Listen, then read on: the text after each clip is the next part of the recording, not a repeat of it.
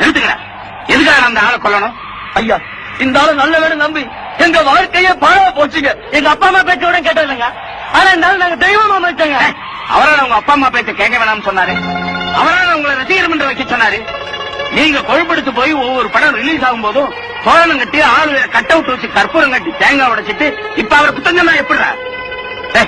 உங்க பிறந்த நாள் எப்பன்னு உங்களுக்கு தெரியுமாடா? ஒரு நடிகனோட பிறந்த நாள் வருஷம் தவிர கொண்டாடுறீங்களே, உங்களுக்கு எல்லாம் வெக்கமா இல்ல? உங்க மாதிரி சம்பந்தம் இல்லாதவனுக்கெல்லாம் ஜெய போடுற கூட்டம் ஊருக்கு ஊர் இருக்கிறதுனாலதான் இந்த மாதிரி ஆளுங்கெல்லாம் நடிக்கிறத விட்டுட்டு கட்சி ஆரம்பிக்கலாமா, நாட்டை பிடிக்கலாமா, மந்திரி ஆகலாமான்னு நினைக்க ஆரம்பிச்சுட்டாங்க. நீங்க என்னைக்கு திருந்துறீங்களோ அன்னைக்கு தாயா இந்த நாடே உருப்படும். பாத்தியாரையா, நாங்க செஞ்சதெல்லாம் தப்புதான். அதுக்காக எங்களை செருப்பால வேணாம் அடிங்க. ஆனா இவனை மட்டும் நான் கொல்லாம விட மாட்டேன். இருங்கடா, நமக்கு கொஞ்சம் புத்தி வேணும்டா. ஏதோ சினிமாக்காரங்க வந்தாங்க, அவங்க பொழப்ப பார்த்துட்டு போறாங்கன்னு பேசாம இருக்காம அவங்க தலையில தூக்கி வச்சுக்கிட்டு ஆள் நம்பாரு.